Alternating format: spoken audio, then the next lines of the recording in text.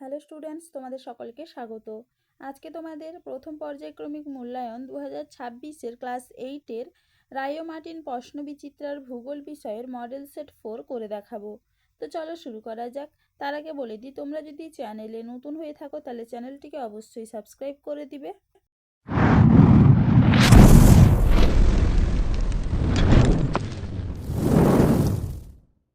এখানে একের দাগে সঠিক উত্তরটি নির্বাচন করো।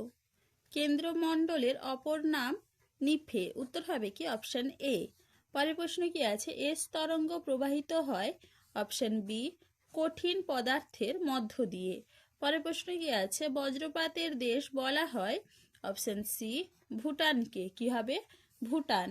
পরের প্রশ্ন কি আছে? পৃথিবীর ব্যাসার্ধ হলো অপশন এ 6370 কিমি। পরের প্রশ্ন কি আছে? নেপালের রাজধানী হলো অপশন সি কাঠমান্ডু। কি হবে? কাঠমান্ডু। পরের প্রশ্ন কি আছে? সীমা স্তরটি গঠিত অপশন এ ব্যাসল্ট শিলা দিয়ে। চলো এবার দেখে নি দুইয়ের দাগে শূন্যস্থান পূরণ করো।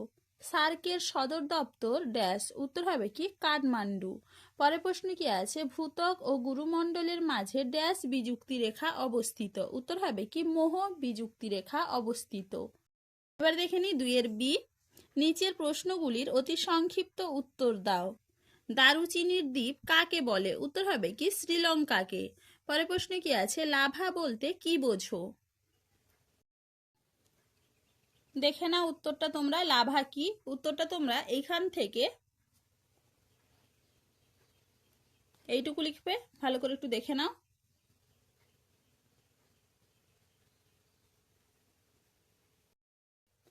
চলো এবার দেখে নি তিনের দাগে নিচের প্রশ্নগুলির সংক্ষেপে উত্তর দাও। ভূমিকম্পের কেন্দ্র ও উপকেন্দ্র বলতে কি বোঝো?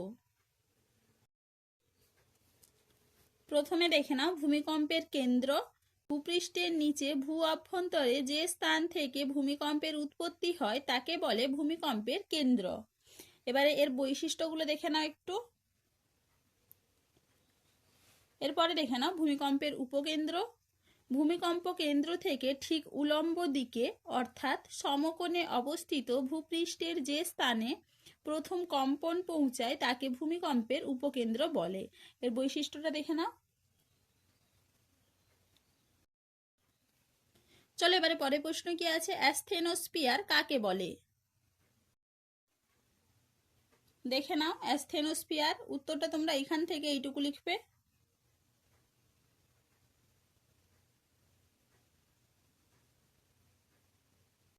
চলো এবারে পরের প্রশ্ন কি আছে? পাললিক শিলার দুটি বৈশিষ্ট্য লেখো। দেখে নাও উত্তরটা তোমরা। পাললিক শিলার বৈশিষ্ট্য।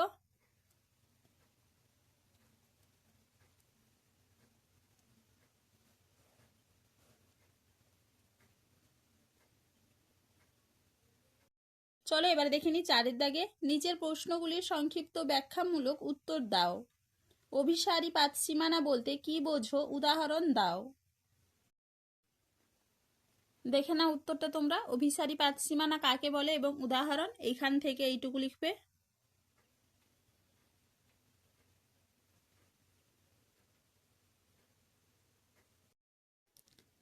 চলো এবারে পরের প্রশ্ন কি আছে? ক্যারেজ প্রথা কি? কোন দেশে এই প্রথা দেখা যায়? দেখে নাও উত্তরটা তোমরা। ক্যারেজ প্রথা এখান থেকে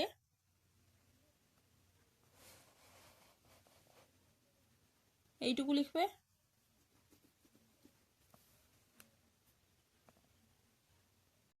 চলো এবারে পরের প্রশ্ন কি আছে? ভারতের খনিজ ভাণ্ডার কাকে ও কেন বলা হয়? দেখে নাও উত্তরটা তোমরা।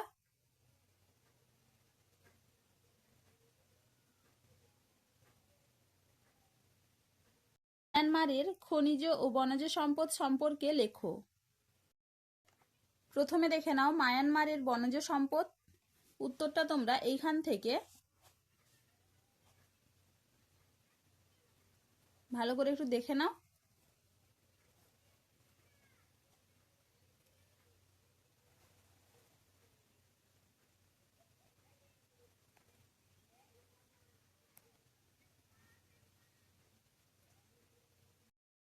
এপাশে এইটুকু লিখবে। এরপরে নিচে দেখে নাও মায়ানমারের বনজ সম্পদ।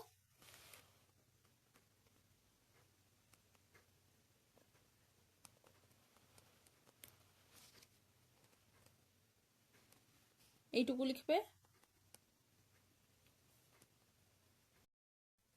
এই প্রশ্নের উত্তরটা তোমাদের পরের ভিডিওতে দেখিয়ে দিব। পরের প্রশ্ন কি আছে, আগ্নেয় শিলা কাকে বলে, উদাহরণ দাও। উত্তরটা তোমরা আগ্নেয় শিলা কাকে বলে উত্তরটা তোমরা এখান থেকে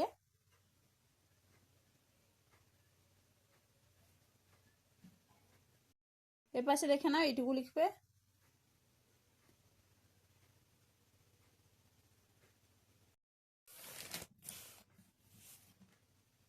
পরের প্রশ্ন কি আছে, নিঃসারী ও উদ্বেধী শিলা তিনটি পার্থক্য লেখো।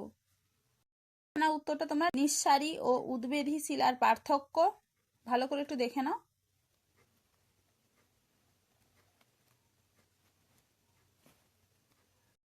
তো চলো আজকে এইটুকুই, দেখা হচ্ছে পরের ভিডিওতে। ভিডিওটি ভালো লাগলে লাইক করে দিবে এবং চ্যানেলটিকে অবশ্যই সাবস্ক্রাইব করে দিবে।